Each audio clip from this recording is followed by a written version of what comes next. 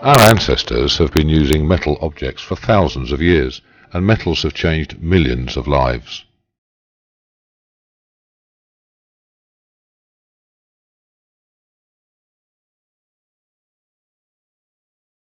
Metal has been used for everything from cooking pots and cutlery to weapons, money, and of course, jewellery.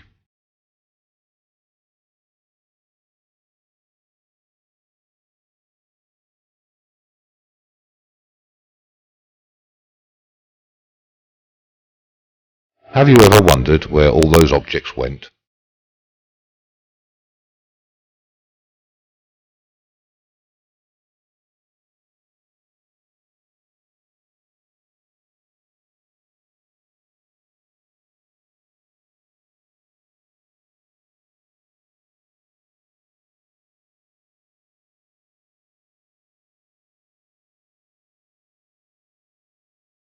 It's a well-known fact that the landscape is constantly changing, and where a primitive village once stood, you might find a modern tower block or housing estate, or better still for metal detectorists, the land could be ploughed soil or grazing fields.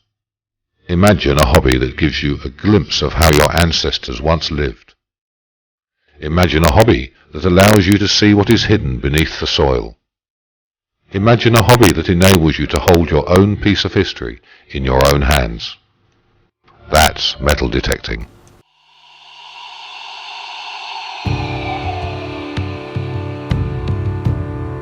There are many facets to the hobby of metal detecting, not least of all the opportunity to enjoy the open air in all weathers, regular exercise, and the chance to mix with like-minded hobbyists on a social level. And the hobby is open to all members of the family, regardless of their age.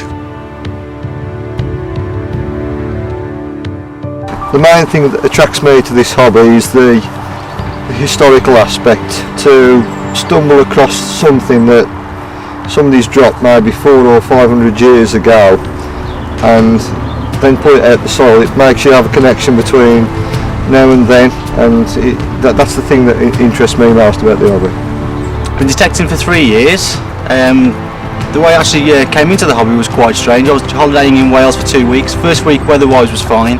The second week, however, it forecast rain all week. Not wanting to go shopping every day with the wife and children, decided to explore other avenues.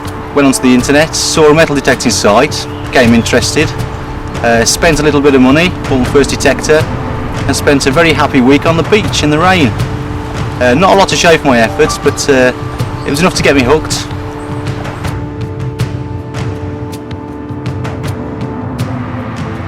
It looks like a hammered coin today. It's number 29 for the collection. It appears to be from Queen Mary's reign. Looks like a threepence.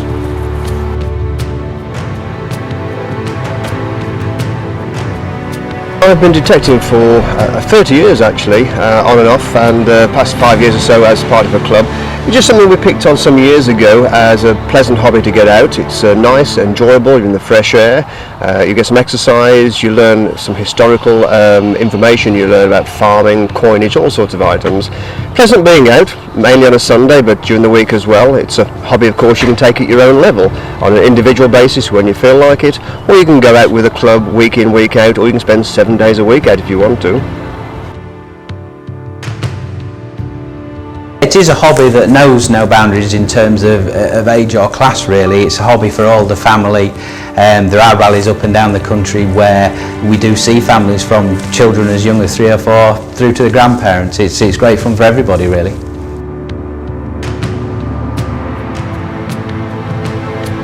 I've been detecting for 28 years. It's a joint hobby with the wife, it helps us get us out together. Really enjoy the hobby. We work closely with the fine liaison officer and the local museums, recording fines. The main part about the hobby is not going out looking for treasure. It's more for finding out the history and letting the future generations have the benefit of it. The fun is coming home and identifying with all the books and various items when you get home. Then go and record them to your local FLO officers. And well, this is generally what the hobby is all about, not treasure hunting. We belong to a club, so there's about Quaker Acres in Darlington, so we're always out every Sunday. But it's fantastic. It takes you away from the daily grind. I don't smoke, I don't drink, and this is my hobby. I'm 67 and that's it. That's right. And keeps me going. Keeps us something to do on a Sunday afternoon. I'll have a mate, he's 42 and he can't keep up with me.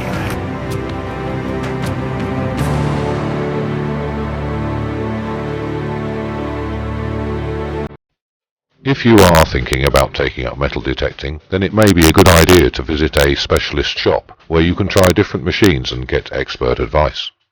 So you're thinking about taking up the hobby of metal detecting.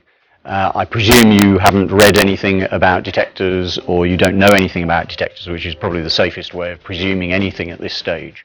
The first thing is you've made the right move coming to a detector shop such as this, because you have a vast array of machines to choose from, together with equipment, books and all of the accessories you're ever likely to need.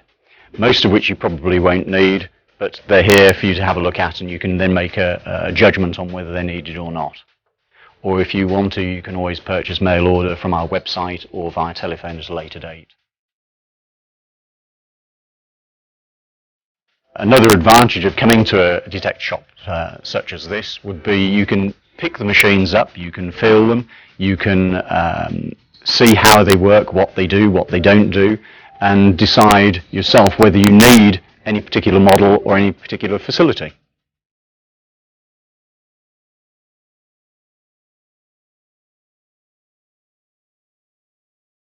As part of the demonstration process, we also offer to show people what is found with metal detectors, and this isn't just the good items that we all like to find, it also encompasses some of the rubbish that we find, so they fully appreciate exactly what there is there to be found. A lot of this we have on display in the showroom.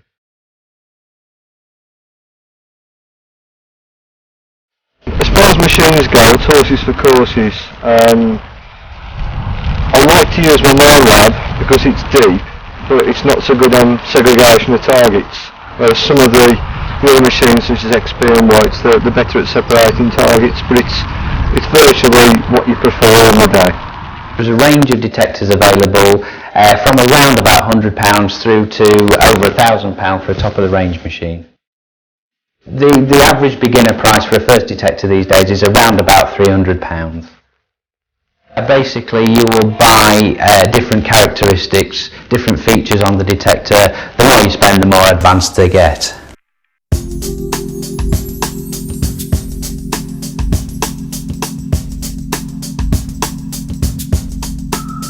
Here are a few pointers and detecting techniques from one of the country's leading experts. Well, there's a whole range of detectors, and that can be a bit mind-boggling. It's a little bit like fishing with detecting. Are you going to like it? Are you going to enjoy it? Are you going to spend a lot of money to begin with and find out that you don't enjoy it? Myself, I would go for a cheaper model to begin with. Any machine on the market today is good. They will all work. They all have the same configuration. You've got the coil. On this one, you've got a readout with a control box. Very light, easy to handle. No problem with the weight. It swings very easily. You've just got the on-off power, and you have different modes.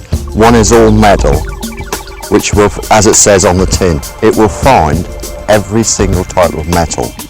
Obviously you don't want to keep finding these nails, so you'll turn it into a different mode, which will be like coins and jewellery, which will actually cut out the metal. It's called discrimination.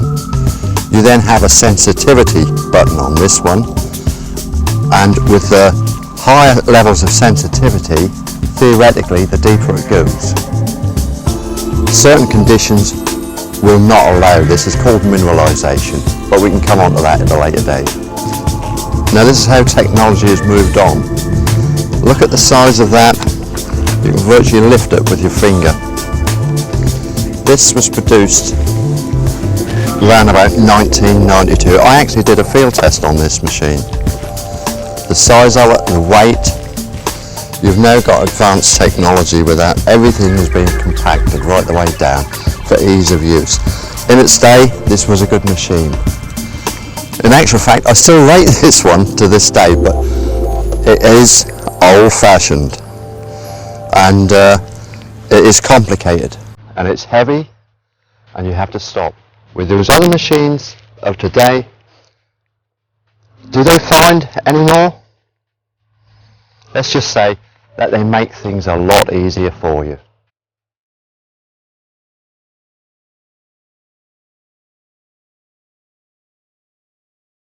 By going from the simplicity of the Garrett, which is roughly about £150, you can then go to this new machine which I've been testing just recently, the X-Terra 70.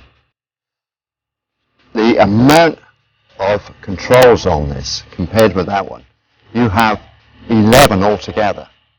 For a newcomer, although it has a very good manual, this can be very, very confusing, and rather than leap in and try and drive a Ferrari, you're better off starting with a Ford Escort. You're going to get there quicker, believe me. Right, I see a lot of detectorists at the rallies, and they will actually have all the cable bunched around here. This carries an electric current. It is also copper. Your head will pick this up. It's all bunched around the bottom. It's causing an interference with the electromagnetic field, because the electromagnetic field doesn't just go underneath. You have a reciprocating one on top. This is why in the early days, when people were using steel tool caps, they were getting these false signals. I personally prefer to have the cable running up the shaft. The least the core sees of this, the better. You'll hear people say, oh, I found a coin at 12 inches deep. So therefore the electromagnetic field goes a minimum of 12 inches deep. Come up here. If you've got the cable bunched around here and it's flapping around, I don't like to leave anything to chance. I want every odd has got to be in my favour. The same with weight. I like things hip mounted for ease of use. I can then just carry the spare cable in my hand. It's so light. If I have this on the stem and I detect for 8 hours a day, at the end of the day your arm is aching. And you can't keep a constant level at all times when your arm is aching. It's as simple as that. You've got easy access, you haven't got to turn around and try and fiddle with the controls here. You can carry on detecting, and you're just moving the controls as you go along. This is a straight shaft. A lot of people prefer these when they're having a larger coil. It's nice and light. It's not necessary on the machines with a smaller coil, but with this, having it here is very well balanced, easy to use. This is what you're looking for at the end of the day. You want to feel comfortable, you're going to enjoy it more.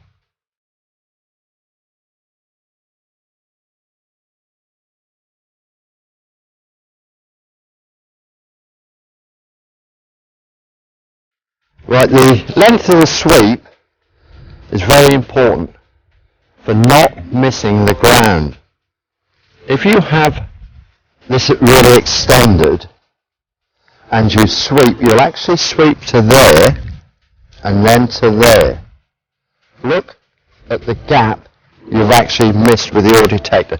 So although you're making a long sweep this way, you are actually missing a lot of ground. If you then set this up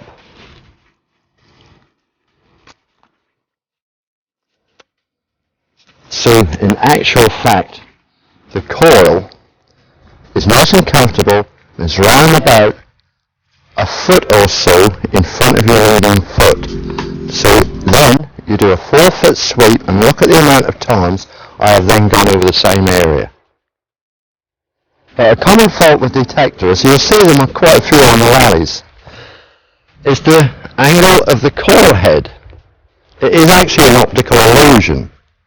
When you look down the stem, you think the coil is level at that angle.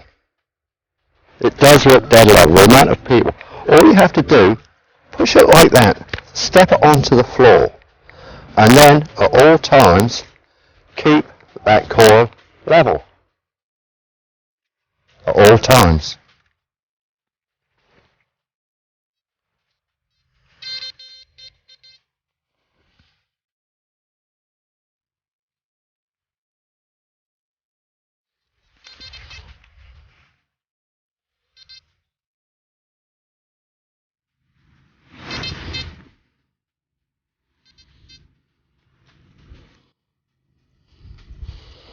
Ubiquitous cartridge top. That's your starter for 10. Fill the holes in. Always.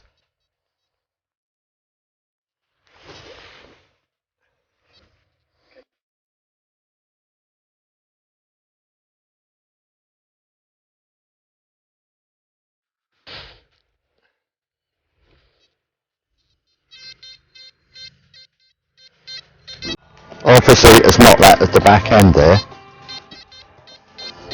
It's at the front end. Now all I do, just grab a handful, rub it over, I've got it in that hand, transfer half of it. There you go.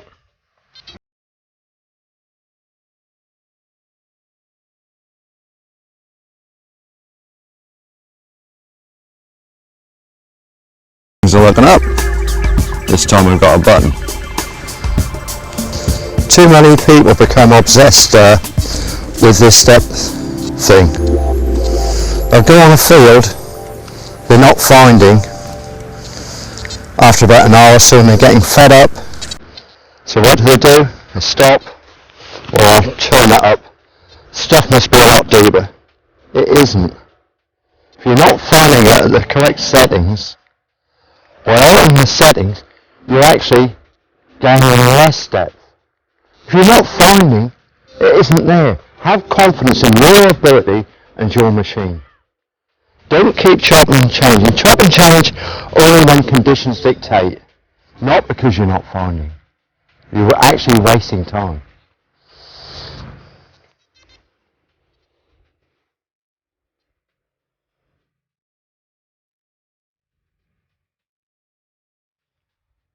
It's the beauty of their high frequency machines. It will find something as tiny as that, with ease. When you've got the FLOs, rather than going this way where you've got to keep altering the shape of the coil for the contours, travel across it this way.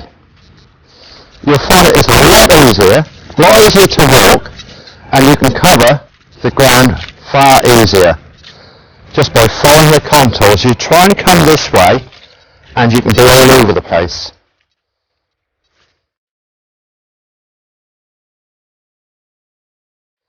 Normally it's advisable to keep the coil as close to the ground as possible.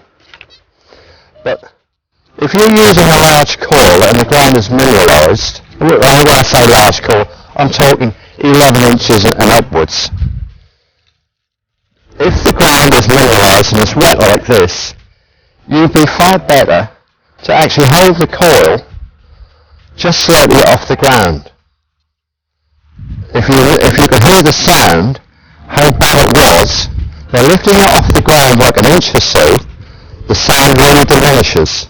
This is mineralisation, and because the ground is so wet, it will also bring up the signal. That's a bad signal.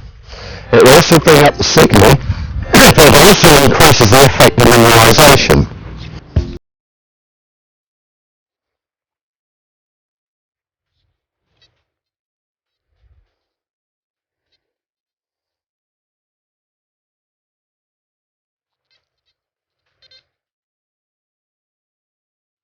So, are you ready to go? Itching to get started? Let's see exactly where you can detect.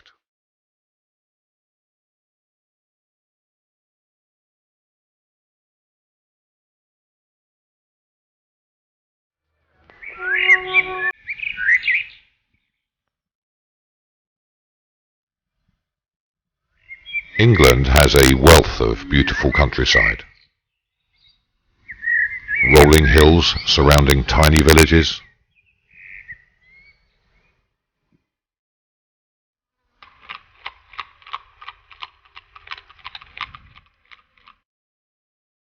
Millions of acres of farmland and natural forests. England is also rich in history, and wherever you look you will see evidence of past eras. The land here is perfect for searching. Try detecting on old riverbanks and look for paths that lead to the local church. Search land close to castles, but stay away from the castle, of course. Man has been farming for thousands of years, and most farmland will reveal lost metal objects. Land that is now ploughed might hide old tracks and roads, perfect for casual losses and certainly worth searching. All you have to do is get permission from the landowner, and you're off. Metal detectorists have worked very hard for many years establishing a good relationship with landowners, and you will find once you have a good relationship with local farmers, you will never be short of somewhere to detect. All you have to do is ask for permission, and if the first farmer says no, then simply ask another one. Most farmers won't have a problem with you on their land if you adopt the right approach.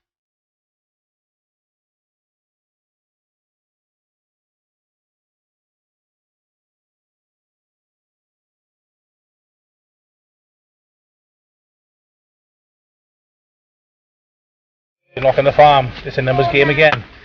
When you knock on a farm and the farmer says no, he's not saying no to you, but some people get offended by people saying no, and they get offended by the actual fact that they said no.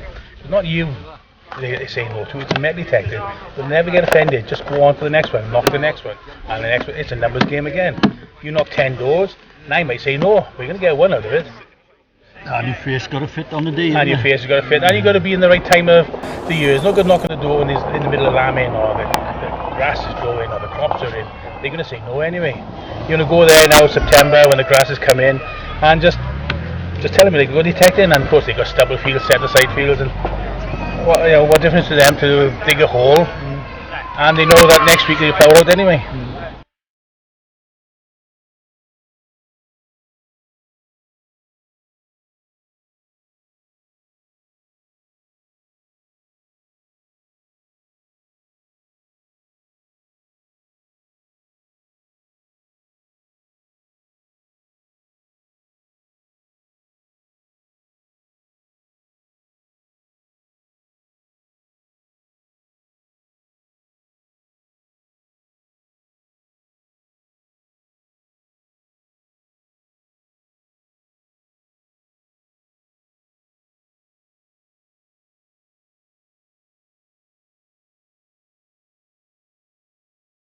Before you begin metal detecting, you should always gain permission from the farmer or the landowner. And always show the farmer or landowner what you find. Okay. It's very important to include the farmer and landowner and show them anything that you may find.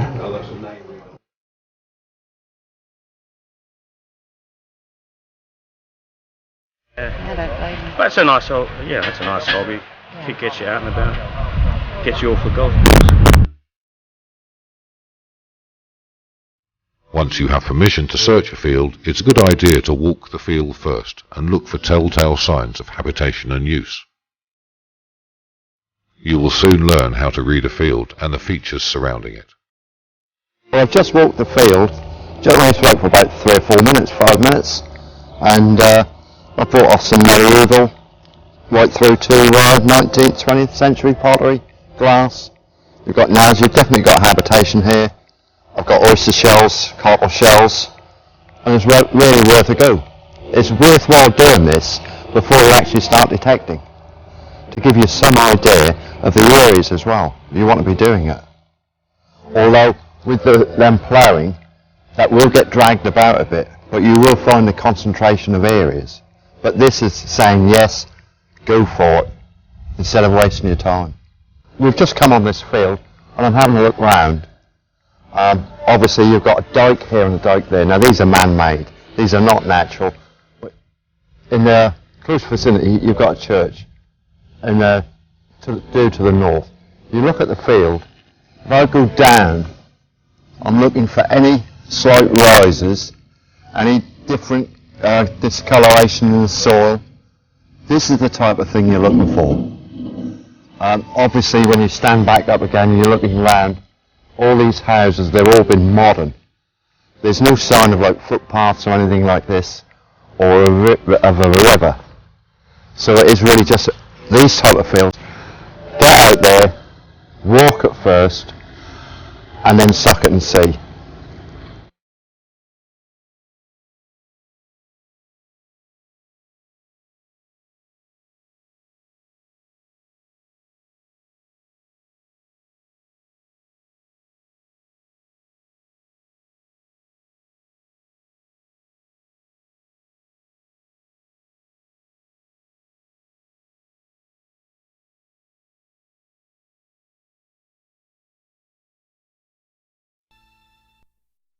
Before long you will have a growing collection of interesting and valuable finds, and one of the attractions of the hobby is identifying your finds. There are plenty of experts and fellow detectorists who will help you. This medieval, I don't know who it is, it's hard to work out. Right. Probably Henry or Edward first. You can have somebody look at it then. Oh, I know how to identify them, it's just, I haven't got the time, that's it there. Flint arrowheads, flint scrapers, late Neolithic, Saxon brooch.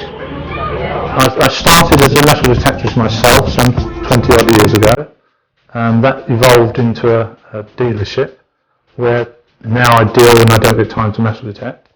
I've been responsible for publishing a price guide on artifacts, which is selling very well. This is the second edition.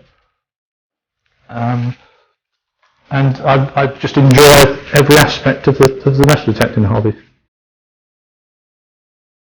The most common and prolific find that is found by metal detectors are these crotal bells. This is an example of one here. This is an early one called the fish scale type. Most detectorists when they start will find one of these. Generally they get very excited, so they should, but they're very common and the monetary value is not so high as perhaps a spectacular item.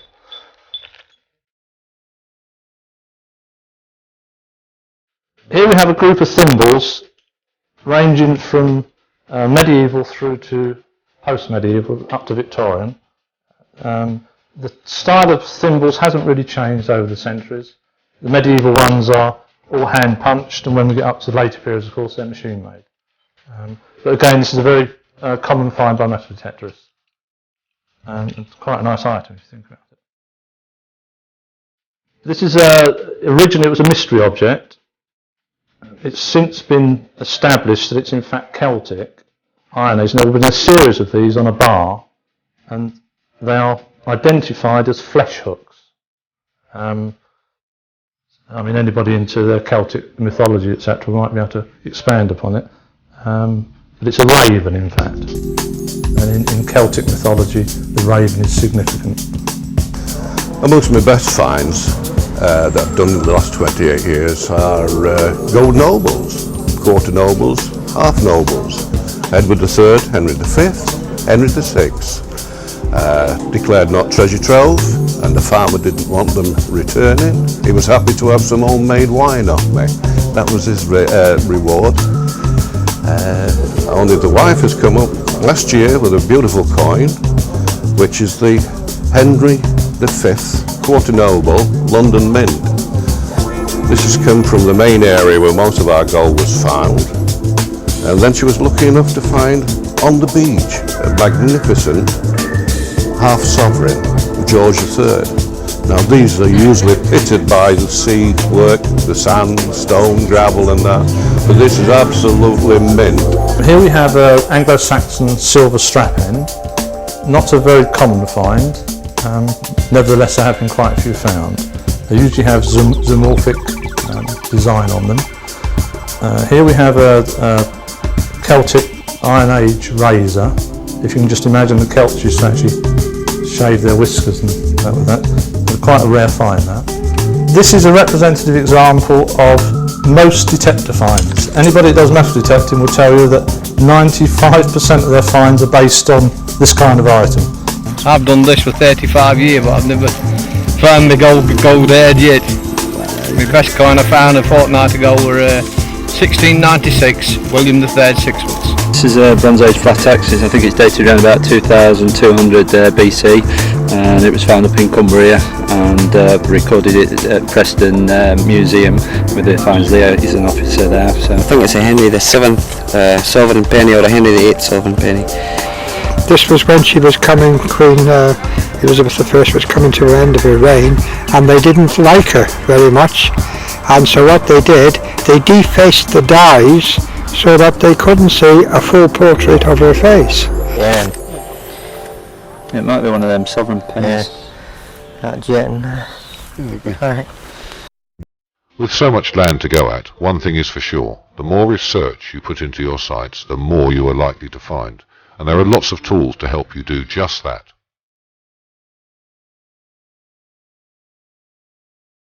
For those people who want to take it a bit further and research their own sites, there's plenty of resources out there. Online there's internet forums, and experts can answer questions. There's also old maps online. Equally there's also old maps in the archives and so on, so you can go in and research. Examine aerial photographs and look for hidden footpaths and settlements that have vanished. Telltale signs can be found as shadows and shaded areas within the crops. Your local library is as good a place as any to start. I'll go on the internet, look at aerial photographs, see if I can see any marks in the ground or any signs that there's been life there before or paths. I also study the history books, see if I can find old paths and bridleways. What I also do is I look between churches, because people must have travelled from local churches between one church and another. There would have been a path.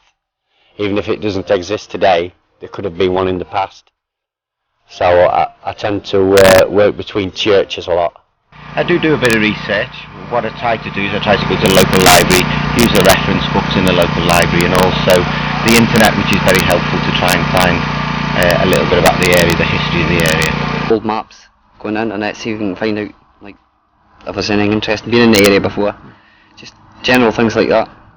Aerial photography at different times of year, on the same field maybe, that you can see circles where there's definitely been something there. There's supposed to be a lost village in the village I was brought up at, Thurcroft, near Rotherham. It's only a small mining village, but outside the village, close to Mortham, which is a very old village, there was supposed to be a lost village there, or what they call a lost village. And on one set of aerial photography I got, when I printed it out, I found a series of circles where they say in this field there was a lost village. So they could be roundhouses. They definitely could be roundhouses. They're the right size. They're all in a row, and what looks like paths. Yeah, although England is littered with castles, all these are scheduled sites. You've got no chance of getting on here. But what you're looking for is evidence of past occupation. So, where do you start? You can get the aerial photographs. You're looking for crop marks. In this part of Norfolk, during the Roman occupation, it was the tide was actually 5 foot higher. This place here, although it's inland now, was actually a port. It's bigger than the big port of King's Lynn back in medieval times. So, if the tide was that high, a lot of ground was underwater. So you're looking for high spots.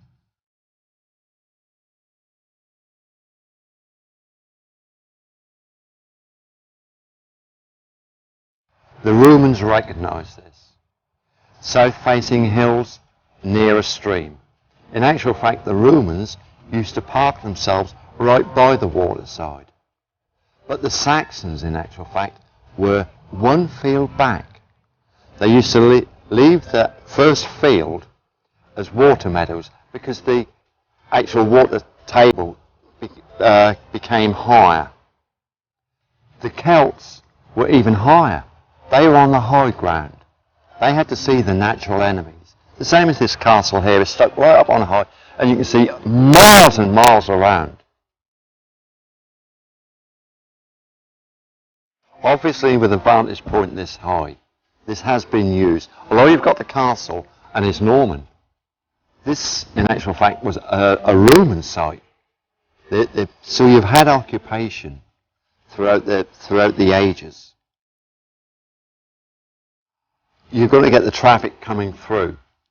You're going to have the churches. You're going to have commerce with a big place like this. The castle that size, that had to support all the local economy. When I'm driving out in the car, I'm forever looking around at the fields. Well, obviously noticing whether the crops are coming off.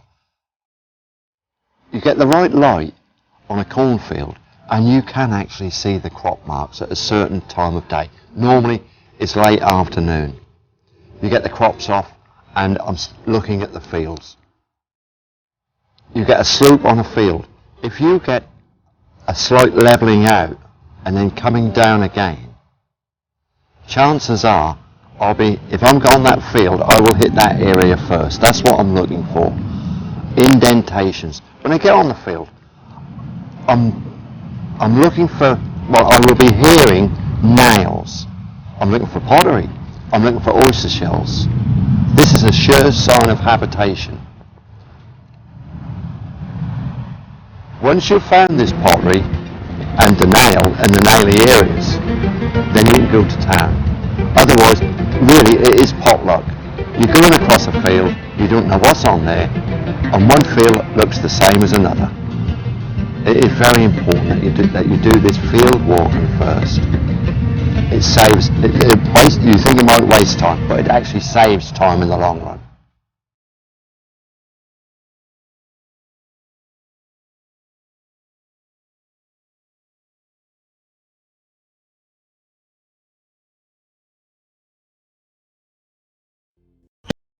If you are lucky enough to live by the sea, then you might be interested in beach detecting.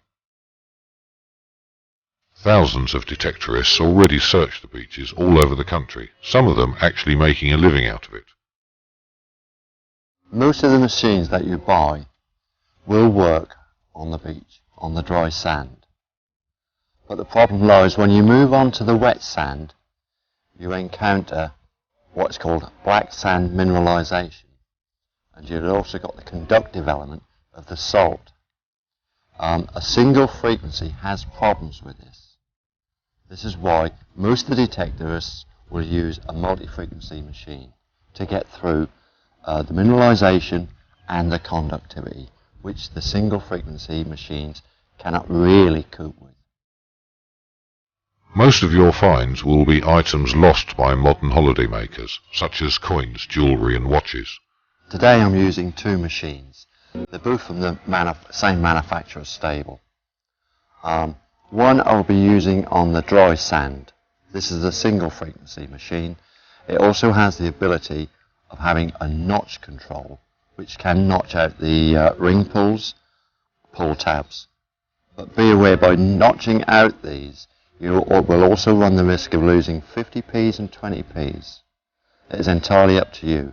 Amount of ring pulls, do you accept them in the hope of finding, or do you get fed up with them very quickly? So then you'll notch them out.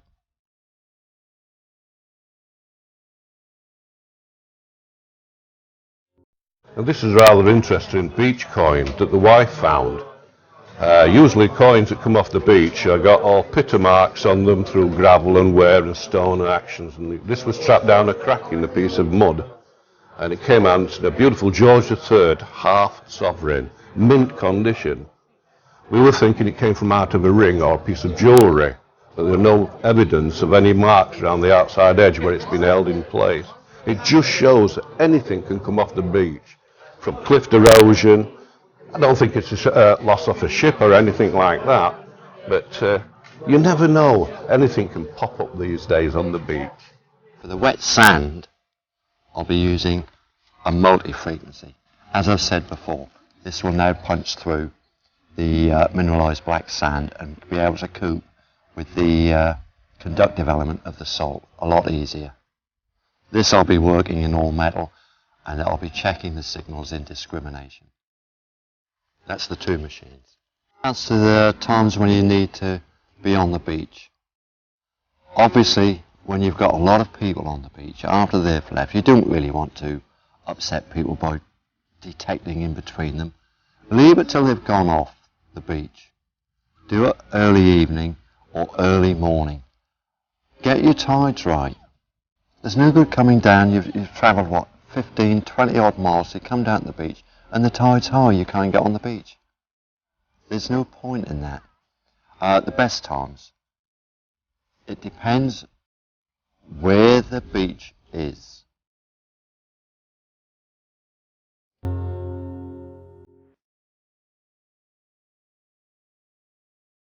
One of the great attractions to the hobby is that once you have bought your detector, there is little else you need to buy. You might want to consider buying extra search heads for your machine. Well, I'm first starting like on a field like this. You want ground coverage, you want to find out what's exactly on the field. So I'm going with the 11-inch coil. This is a real nice, easy coil to use. It's wide scan, double D. If you look at the shape of it, you can see a D and a D. This is the windings of the coil. I'll do it that way through. Yeah? So you've got a D and a D. One transmits and one receives. You'll have a concentric, this is off of another machine. And you'll have the winding on the outside and the winding on the inside. It sends and it receives. Now the electromagnetic field, the pattern of it, is different from that one. This one is more concentrated on the centre. This one, as it says, wide scan, the pattern is wider, not as deep in the centre, but you've got a wider pattern of search. These are better for mineralised ground. These, on less mineralised ground, will actually go deeper, but the actual pattern is more concentrated. So you must be aware of overlapping your sweeps, especially with these. Now when we get on the field, I might find that that might have too heavily mineralised soil for the 11-inch to cope with, or there might be a lot of nails. So then I can also always go down to the 9-inch. Then if I get a real concentration of nails, I'll go down to this one, an elliptical. It's 10 inches by 5 inches. This will get in amongst the nails. You will want to buy a decent tool for digging, and there are a few specialist manufacturers. Well, Archie, it's very nice to meet you at long last. Excellent. Hi, Hal. Yeah. How long have you been actually manufacturing your digging products? Well, we started manufacturing in 1989. Really? That long? Yeah. Yeah, and sorry, something like about 80,000 tools gone out. Really? Yeah. 80,000? All around the world. Good yeah. heavens. From America down to Australia, China. How many different products do you actually manufacture in your range? Well, there's about 16 different types, but there's variations of each type. This is one.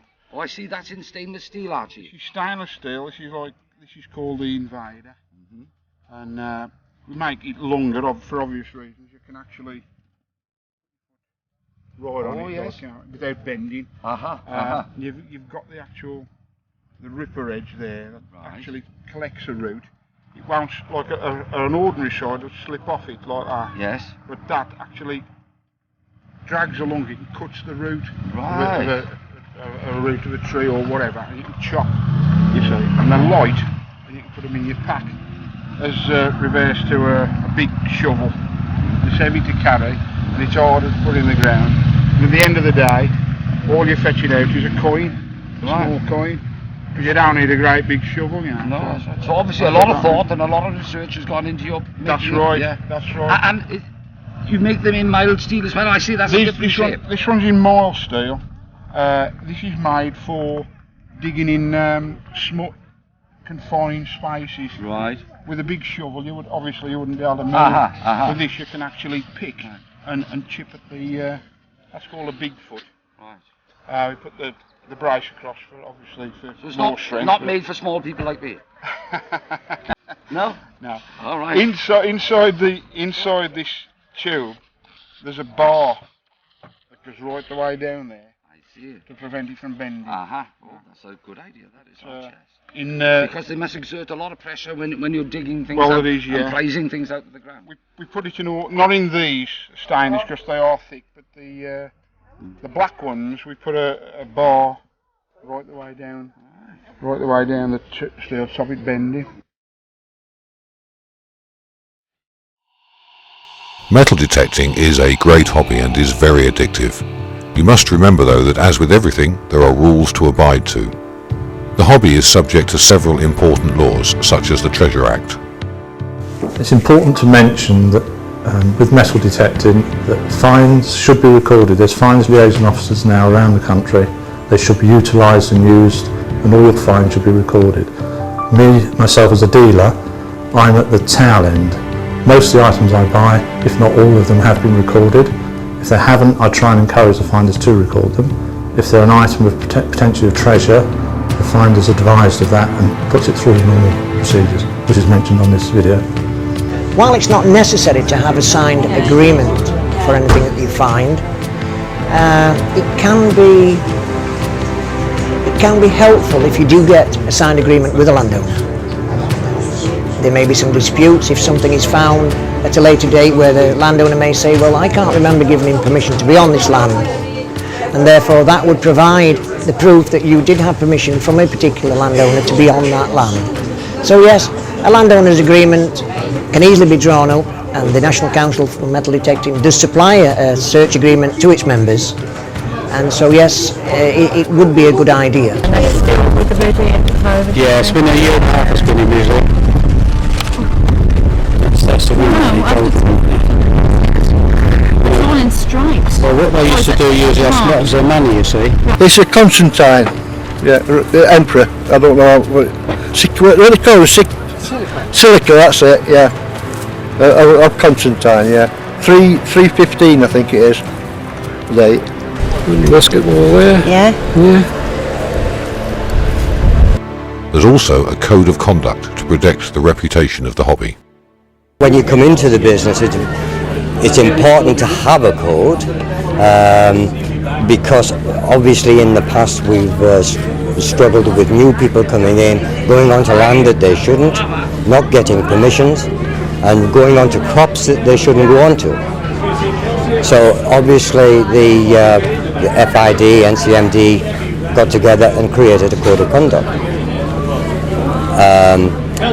Obviously the things that I mentioned are very important, and we want everybody, or every detectorist, to actually abide by these rules. It's one of my boring beefs about rallies, detectorists in general, that they will not fill holes in. You know, and every time we see it, especially on a rally, we ask people to fill the holes in. They'll say, well, it's going to be ploughed in.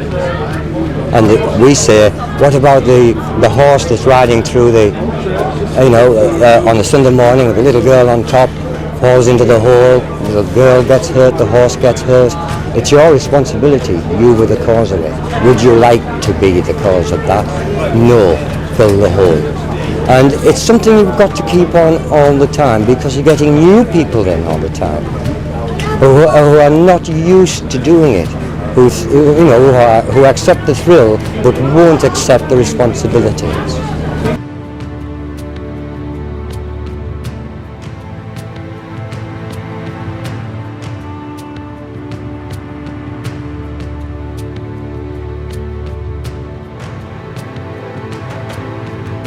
It's a hobby which is rewarding. In fact, it's only one of the hobbies that is most rewarding. If you say monetary-wise, it is really rewarding. And you've only got to look at the stuff that is actually in the British Museum. It is vital that our heritage is protected, and metal detectorists can help in many ways. Relationships between detectorists and archaeologists have improved over recent years, and now detectorists are responsible for the discovery of many important sites.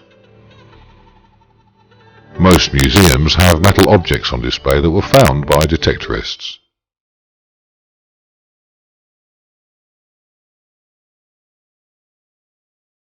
We've got quite a wide range as any historic museum has. The main bulk of the collection is archaeology, so everything from the earliest human occupation about 300,000 years ago right up to the 1750s, 1800s. But we've also got collections of natural history, stuffed birds, birds' eggs, ethnographic material, arms and armour collection, so quite a diverse collection overall.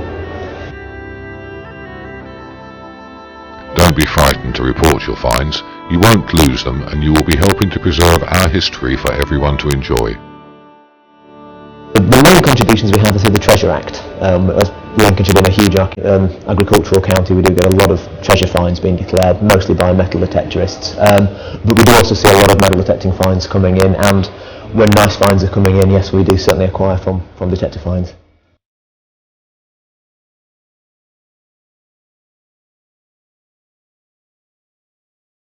We do get a huge number of treasure finds every year. They're items that have to be reported legally. We have a special case in the museum devoted to treasure finds, showing our latest purchase, which is what this little pendant is here. It's unusual. It's a 7th century Anglo-Saxon pendant, gold and garnet, but it's been made using a 5th century garnet inlay reused in the 7th century. And this little fish scale decoration that you can see in it is very rare. It's the 3rd example that we know of in Europe. So we have some amazing finds coming up through the treasure process that the museum is delighted to be able to show to the public. It's very important that the objects end up in museums. It's easy for people to think that the glass cases they see when they visit museum is all the museum's about, when in reality there are many tens of thousands of objects behind the scenes that are just as important. The main museum's job isn't just to show things to people, it's to preserve them for the future, for future generations. So the material is preserved when it's in a museum. It's a simple fact.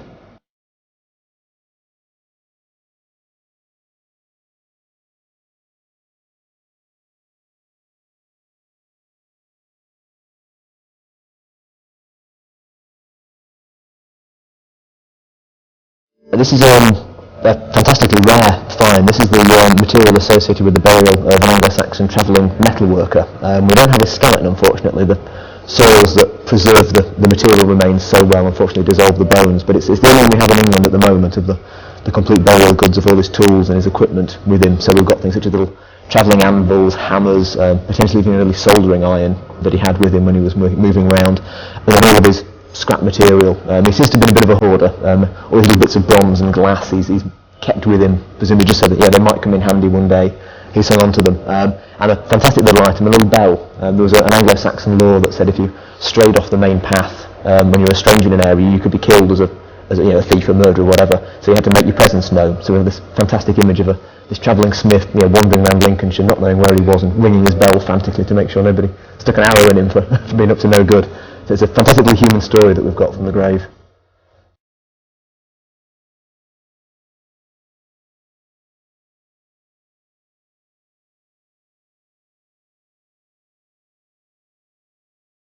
The Portable Antiquities scheme has been running since 1997, which is a voluntary scheme for finders of all archaeological material, not just metal detectorists, but obviously metal detecting finds make up a huge percentage of what's happening, and it basically exists to record the finds that would otherwise go unnoticed, and it's rapidly changing the picture we have of archaeology.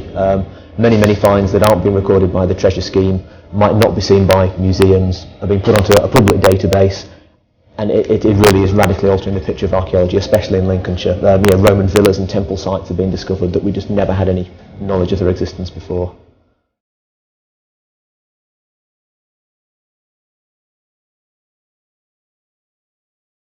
I think it's very important to work alongside the fine liaison officers and the local museum and conservation people at the museum.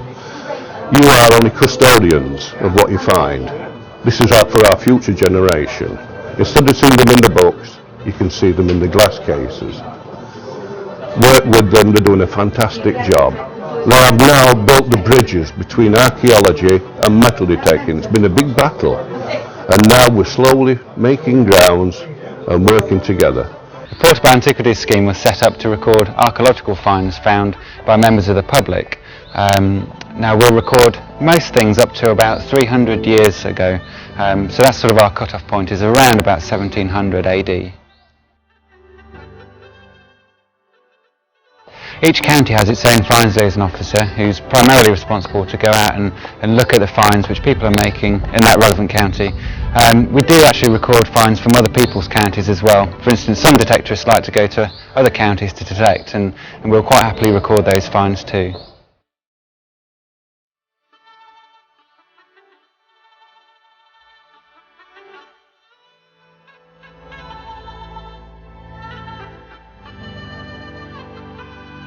If you found something which you think is rather interesting, then do bring it into your finds liaison officer. Normally, if you've already dug it up, we can have a look at it there. If it's still in situ, we'll be more than happy to go out and have a look at it and assess it and see if it needs any conservation and so on. But yeah, please do bring your finds into us. Every find that comes out of the soil has the ability to tell us something new about the past. So we're quite keen to make sure that every find is recorded in a systematic way so that we can use that data to research the finds. Finds that come into us will be written up and photographed and stored long term. We record all the finds onto our database, which is at finds.org.uk.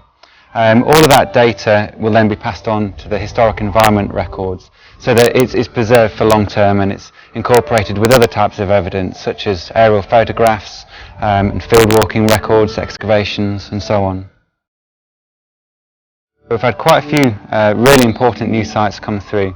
Some sites we already know about, and detectorists have just brought more evidence into the scheme, which is brilliant.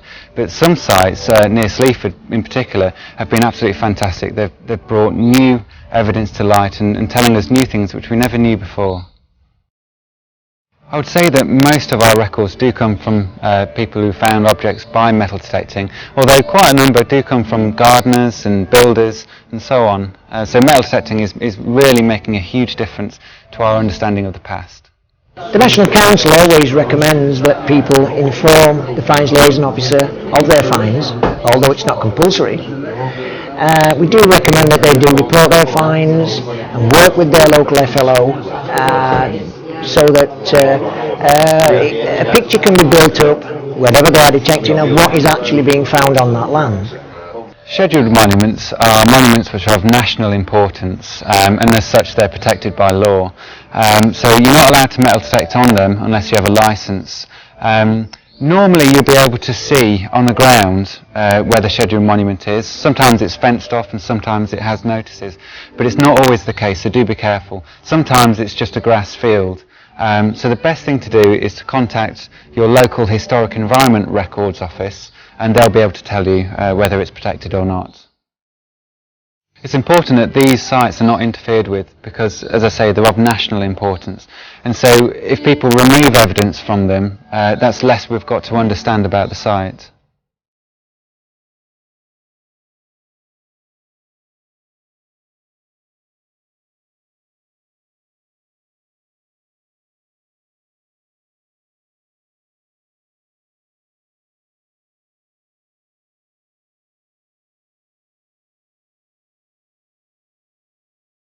There has been some fear by detect users that reporting their finds would lead to that site being scheduled, and therefore they would be then prohibited from going on that site. This is not the case.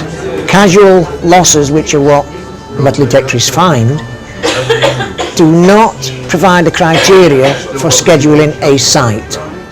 To schedule a site, the site must have archaeological remains below the surface, and the scatter of coins or artifacts on the surface does not in itself provide enough evidence to schedule a site.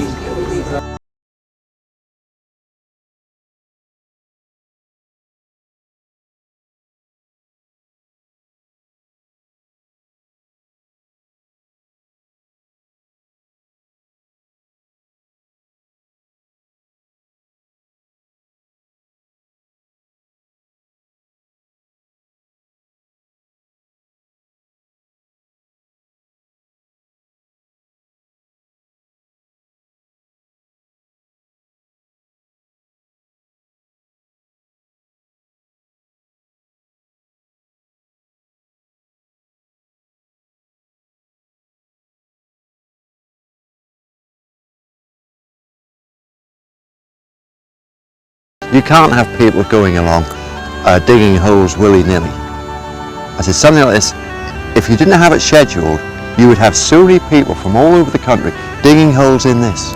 Even more important are sites such as Anglo-Saxon burials.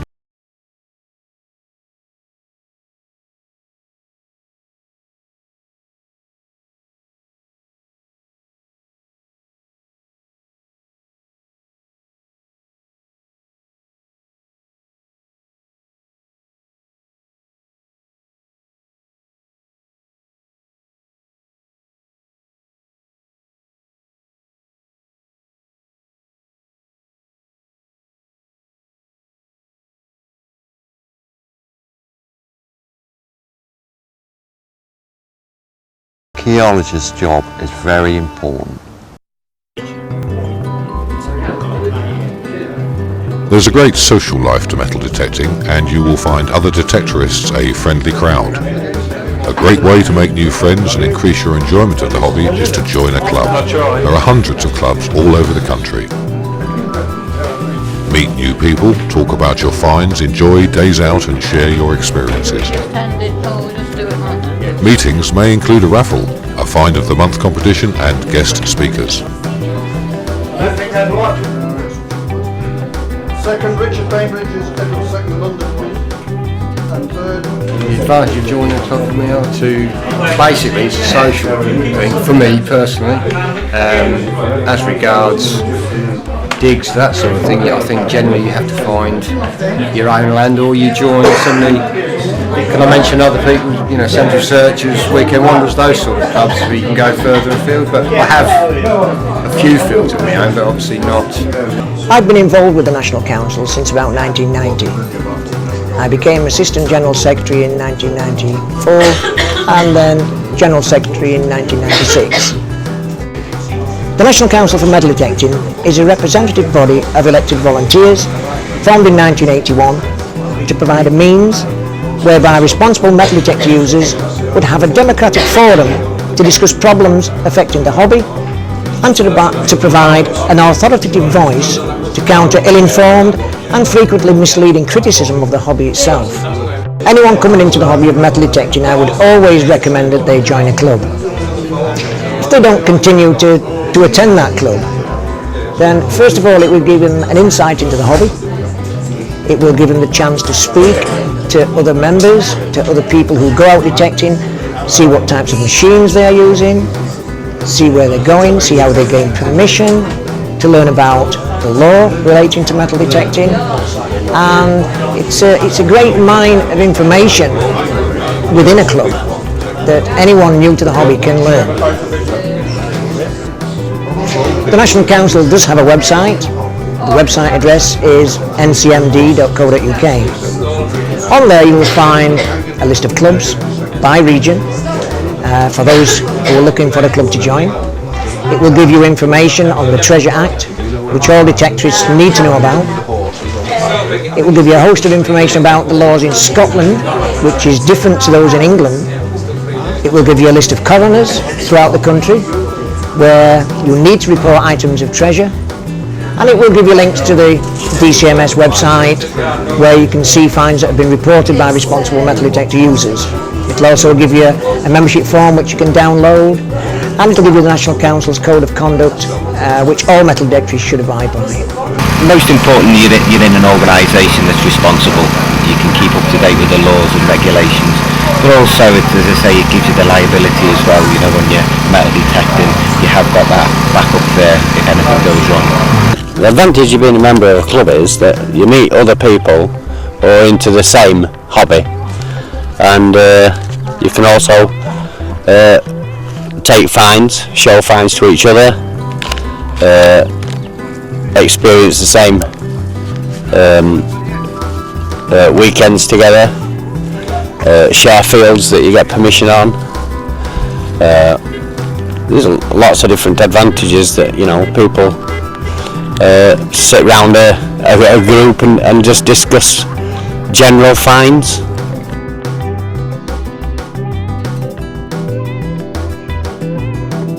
You'll never be short of friends if you're into metal detecting.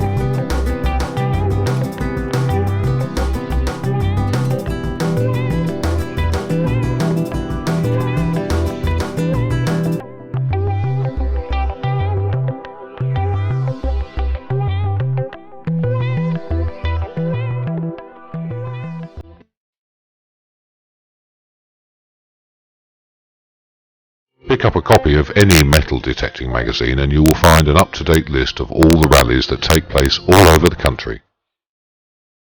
These rallies are huge gatherings of like-minded individuals who spend all weekend detecting on prime sites, often on land that would otherwise be inaccessible. As well as any natural finds you might have, you stand the chance of winning prizes, meeting others and often meeting a representative from the Fines Liaison Office who will help identify your fines.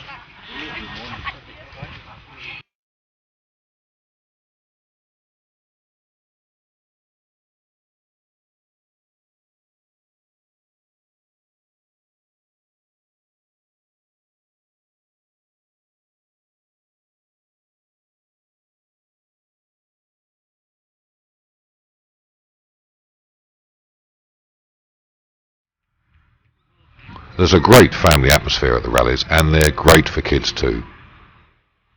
Take the caravan or tent and make a weekend of it.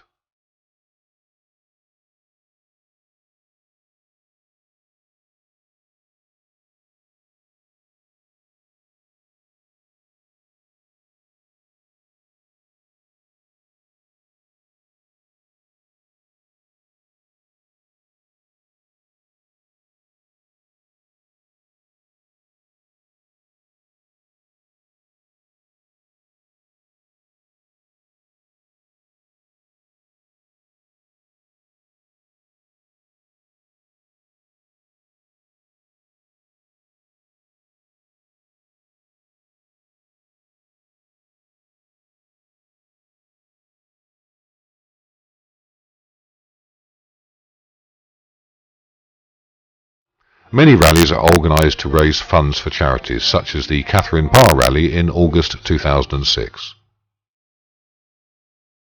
This is our 7th rally, and we started them when a friend of my family took a child on holiday to South Africa, and she went into a cafeteria and there'd been a bomb planted by Al-Qaeda and it blew her legs off, and her parents, when they'd visited hospital with her over the years, realised there was very little National Health Service assistance for paraplegic children under 16 years of age, and we decided that we would raise money for the family.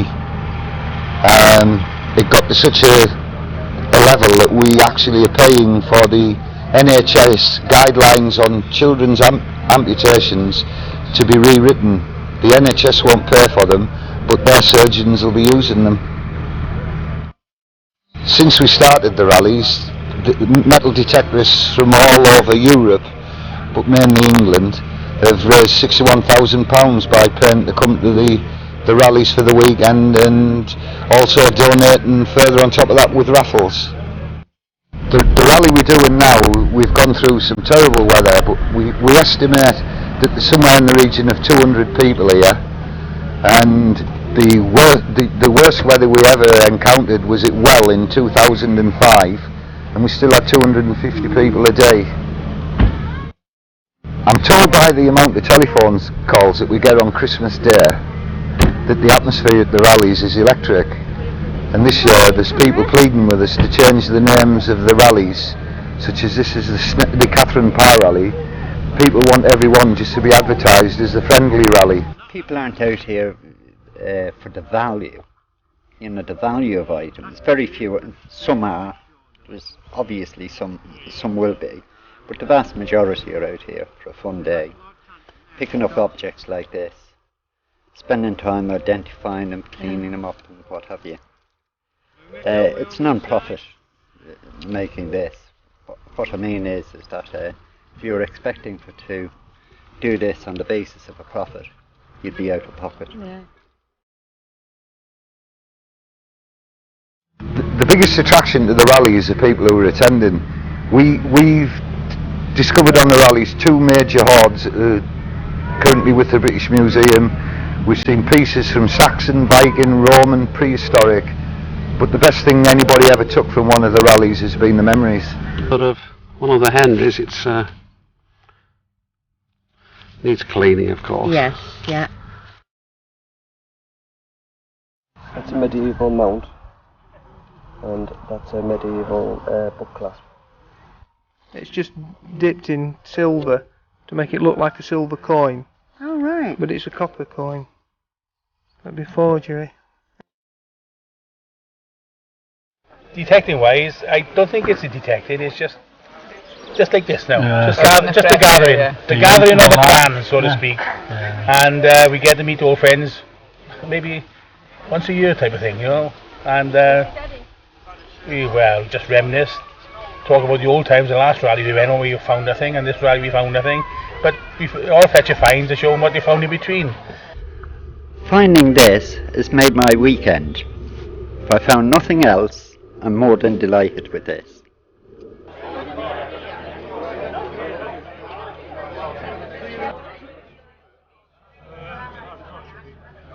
I first started the rallies in 2001 when relationships with the archaeological world were fairly fragile, but since then, certainly in North Yorkshire where all our rallies are held, we have an excellent relationship with the Portable Antiquities Scheme.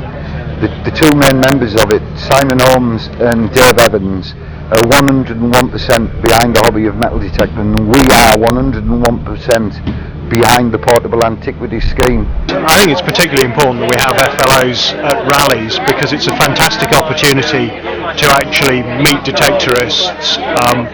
So firstly, they've got a chance to record on the spot, and obviously everything that makes it easy to record makes people more likely to record. If you've got to get in your car and drive for half an hour to the local museum to meet the FLO, you're less likely to do it than if you've only got to stand in the queue for 5 minutes and meet them face to face.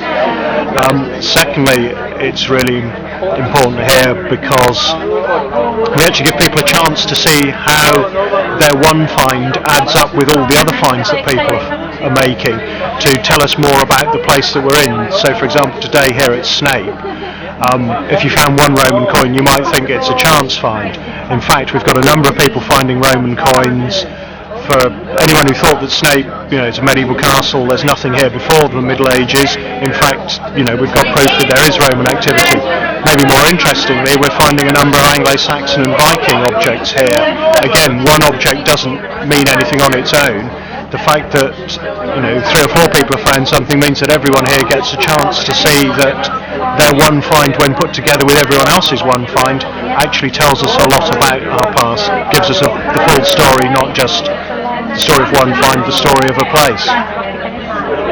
The process that we're using here at the rally, although it's broken down into different people doing different jobs, is pretty much what we always do with it.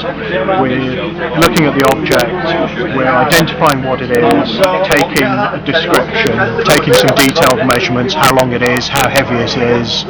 We're taking a photograph of it, and then we're also making a record of exactly where it was found, using a map and National Grid references, and the finder's personal details if they're willing to do that, and when we get back to the office, we'll record all that on the national database that, to a certain extent, anyone has access to. You don't get the detailed find spot, but if you were at the Snape rally, you wanted to put Snape into the database, you could see everything that had been found at Snape, including your things, although your name won't appear.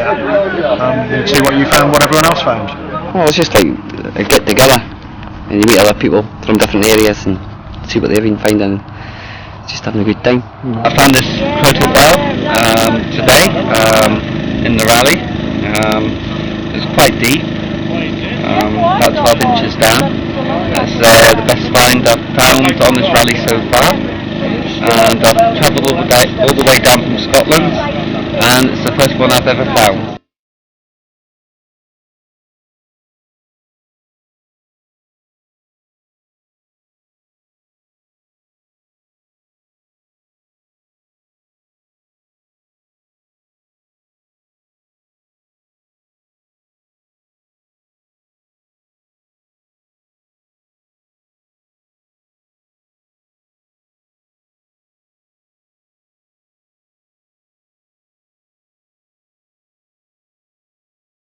What a wonderful way to spend the weekend in the fresh air, getting lots of exercise, and if you take the caravan, it's home from home.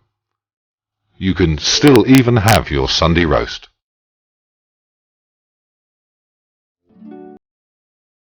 It won't be long before you're finding all manner of things, and some of them could be of considerable value. When you get home and start to clean your finds, you can do more damage to your metal objects in 5 minutes than the plough can do in 500 years. The first thing you should do is to wash the finds gently in warm water. Use a soft toothbrush to remove any mud. This way you can identify the object before you do anything else. Whatever you find, the first thing you should do, particularly if it's corroded, or just wash it under a tap with just soap and water, perhaps a very soft toothbrush just to get dirt out the crevices so you can identify the shape of the item. But beyond that, do no further cleaning until you know exactly what you found. This is an Anglo-Saxon brooch. It's made of copper alloy, which can sometimes be very unstable. But on the back of it is the remains of iron. Now this is the remains of the pin, which would have gone straight the way down here to secure it to the clothing. Now sometimes within this corrosion you'll find bits of textile or impressions of textile from the clothing.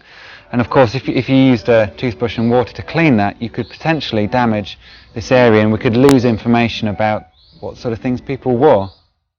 There are cleaning aids on the market such as tumblers and chemicals.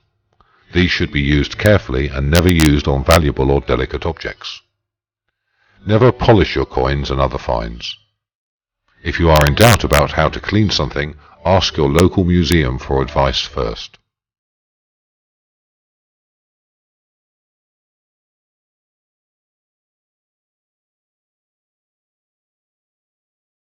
Your collection of finds will grow at an alarming rate and you will get a lot of satisfaction by showing them off. You can mount finds in picture frames and hang them on the wall. Keep coins protected in special plastic trays, ring binders or special coin pockets. You can have your own museum display in your own home.